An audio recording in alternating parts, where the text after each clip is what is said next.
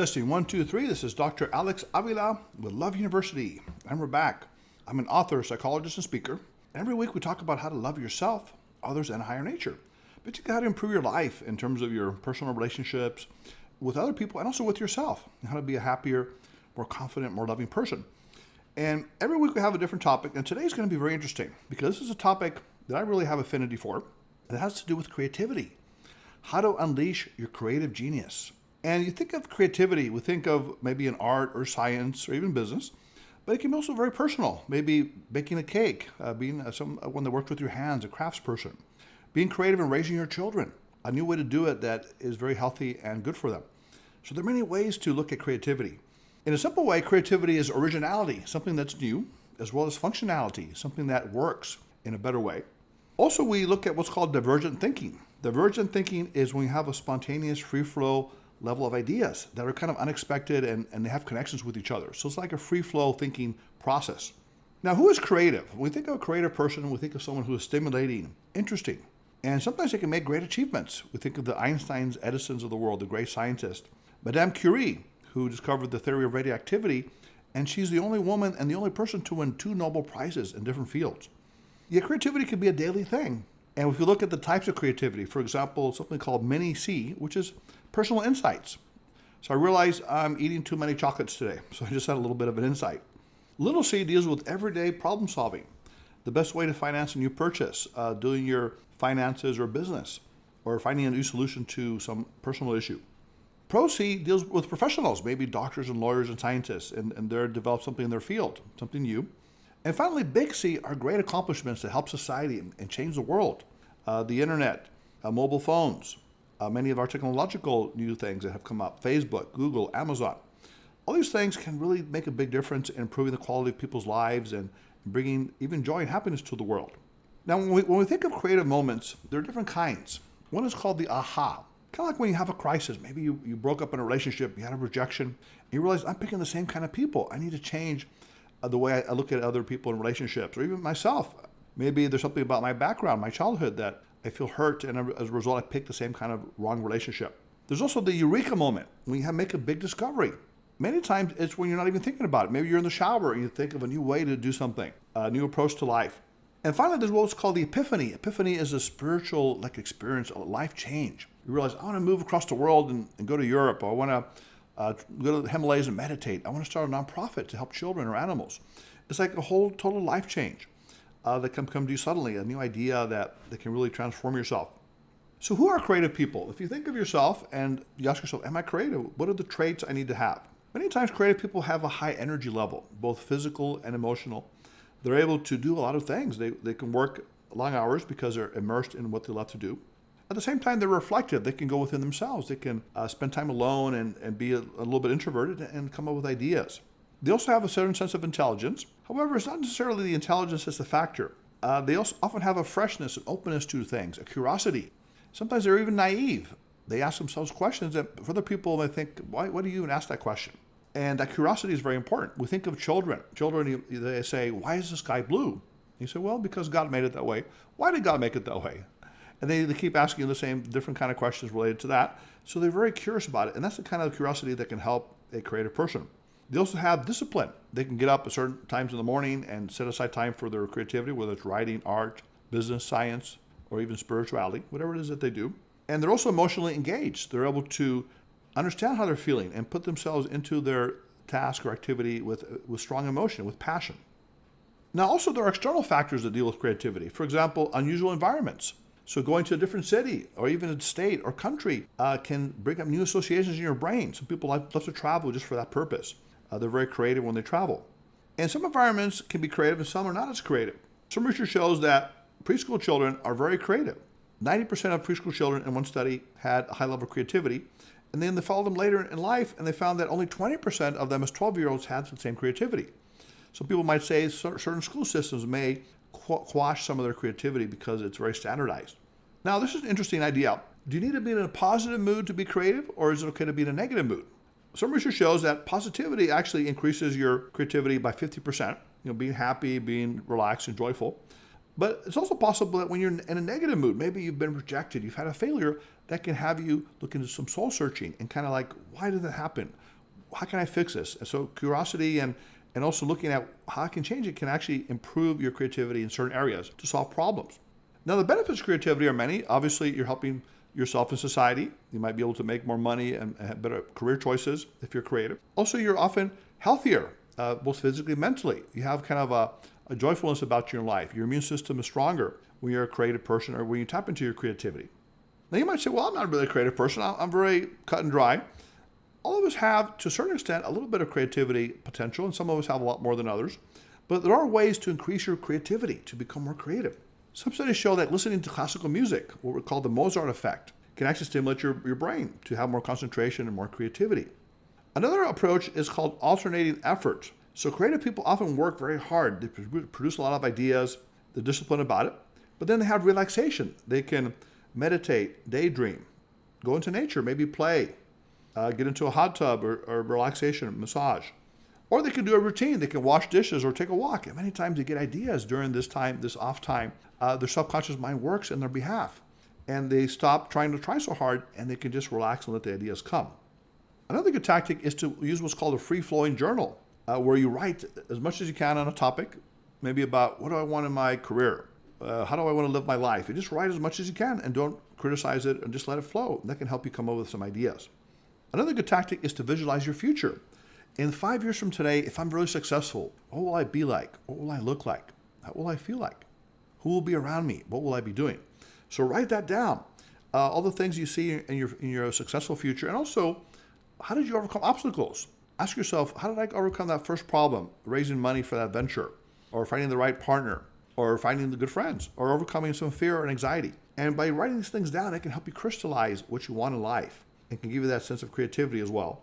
Some studies show that even colors can affect your creativity. They said that blue and green can be very creative, inspiring colors. Blue represents the ocean, which is very fertile, and also green, plants and growth.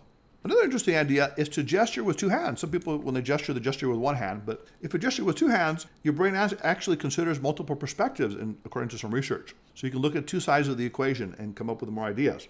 Another very important thing that a lot of creative people have, especially geniuses, the Steve Jobs of the world, Elon Musk's, and others, is that they are able to master a specific area, a content area, whether it's science or education or being a craftsperson, working with your hands, or even being a great cook. And they read about it, they listen to podcasts and TED Talks and talk to people who are good at this. They find a mentor, so they become a specialist. And many times creativity is not necessarily about coming up with a totally new idea. It's about combining other elements, synthesizing things you already know, and as a result, something new is developed from that. Something else that can help your creativity is to use contrast. So you might have friends who are new in your life, and you might have friends who have been with you a long time. Or in a work setting, you might have very experienced workers, but you also have inexperienced ones. Or maybe you're working on two different projects, and you might have an idea for one project that you can apply to the other, and vice versa. So having kind of a multiple look at life in different ways can actually improve your creativity, instead of just doing the same thing over and over again, the same routine. Maybe going to work in a different route. Take a different route to work, or try a new restaurant, or make a new kind of friend, someone you would never imagine being friends with. That can also enhance your creativity. There's also a technique called the 6 hats approach, which is like, think of yourself as wearing different hats when you come up with creative ideas. For example, the red hat is the emotional hat. How do I feel about this? Is it passionate? Is it exciting, this new idea? Then you have the white hat, which is logical. Let me analyze. What are the aspects of this in a logical way? Another hat would be the yellow hat. What are the positive parts of this? How does this work? This new idea, this venture, this business thing I'm looking at, the scientific thing, artistic thing. And the black hat is what doesn't work. Criticize it, edit it, critique it, see if we can improve it. A green hat is to look at alternative ideas. And a blue hat is to think in a big picture setting. So in other words, try to use different ways to look at these different things. And as a result, you can stimulate your mind to come up with new ideas and better ideas. Another very important thing to be creative is to set aside a creative space and a creative time. So maybe you have a room in your house. Maybe it's you're in an office, or maybe outdoors, your kitchen table, or you have a little place you can sit down. And that's your creative space. So that's where you want to be when you want to be creative. And also a time. Maybe you're more creative in the morning. 6 to 8, 6 to 10 in the morning, or maybe at nighttime. Maybe after midnight is when your creative juices flow, and you can write or do art or science or just think and come up with ideas. So find that creative space and time. Look for inspirational sources. Maybe there are certain movies or books or music that inspires you, that gives you a sense of joy and curiosity that you want to develop and apply to your creative things. And interestingly enough, there's a game called chess. And I used to play chess in school. I was actually very successful in tournaments when I was younger. And chess, people often outperform other people in both originality and creativity. So there's something about the way you think about the pieces and put things together that can actually improve your creativity. So if you want to learn how to play chess, it can also help you a little bit. Also finding flaws in things that are out there in the world, things that you don't like, or how can I make it better? What bugs me about certain things? There's a gentleman named Howard Schultz that looked at the cafes in Italy that were very community-oriented. People would sit there and they'd have a community and they have great coffee. They thought, why can't we do that in the U.S.? So he created Starbucks, a place where people can be in a comfortable environment and have great coffee and also interact socially if they want to. So finding flaws and how to improve certain things can be a creative spur. Leaving something slightly undone the night before. So you're working on a hard project, it's due, or maybe you're studying for an exam if you're a student. But don't finish everything. Just leave a little bit less undone. And your subconscious mind may help you in the next morning to come up with fresh ideas to help you to even do it better and faster. Another approach is to look for unusual ways to look at the world. For example, you can do exercises like think of a household item and let's find different ways to use it. So Reggie, my producer, I'm going to bring you in here right now. And I think you may have done this before, but in my hand I have here what's called a paper clip, Reggie. Think of other ways we can use this paper clip besides with paper. To open doors. Okay, I like that. It could be a key. What else? Bend it and make it a little knife. Okay, it could be a weapon. Yeah. Reggie, I didn't know you were so violent. You're creatively violent. Okay, I guess it could be jewelry as well. And maybe you can use it as a toothpick, right? You can use it for your teeth. So see, this is a good way to get your mind thinking and get your creative juices flowing. How can I use this? Another way to do it is to build a story with unrelated words. Research shows that if you use unrelated words and do a story, you can be more creative. So Reggie, I'm going to give you 3 words, and let's create a story. And I'll help you with it. Cow, truck, star. Begin. The truck saw the cow in the road and moved out of the way, and it crashed, and the driver lived, but he was still knocked out. He saw stars. Okay, Reggie, that could make it into the #1 novels, or it could be a bestseller, right? Yeah. So that's interesting. Or the cow jumped on top of the truck and started driving up into the stars, into the heavens. Yeah, that too. So, those kind of things. But, you can have a lot of fun with it. And if you think about it, who are the most fun and spontaneous people on earth? Your children and animals. They're very playful and spontaneous.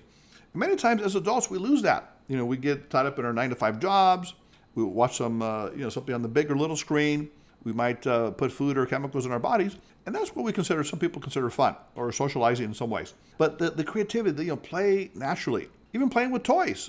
Some people think it's creative to play with little toys that, children play as well. And other ways, word games and things like that. But overall, the key is to develop your creative genius. And many of us do have that. We have inside the ability to think differently, to think in a novel way, to come up with solutions to problems. And again, it can bring a lot of satisfaction in your life every day if you can do this. It doesn't have to be a great scientific invention or something like that. It could be as simple as raising your children in a different way. Some parents believe in homeschooling, or some believe in faith-based, some believe in public schooling, or maybe being a teacher to your child, or finding a good coach or mentor for them, or teaching them in different ways. Baking food, creating things. There are many different ways on a personal level that you can apply this idea, and even being a great friend can be very creative as well. So I inspire you today, I motivate you, and I encourage you to go out there and be creative this week. Keep a journal, write down some ideas that you want to work on. Who knows, maybe some of you will become our next Einstein, our next Jobs, our next Howard Schultz. So until next time, this is Dr. Alex Avila. This is Love University. If you have any ideas, actually, we'd love to have some of your creative ideas. Email us at lovetype4u@aol.com. That's LOVETYPE, the number 4, letter U @AOL.com. You can call us at 310-226-8090. Visit our website at loveuniversity.love. We have our blog there and many interesting things. And of course, follow us and like us on Facebook, Twitter, and Instagram as well. So until next time, this is Dr. Alex Avila. May you have a creative and inspiring week this week where you can motivate yourself and others to be great. Until next time, put away your laptop, your books, your iPads, your iPhones. Until next time, this is Dr. Alex Avila.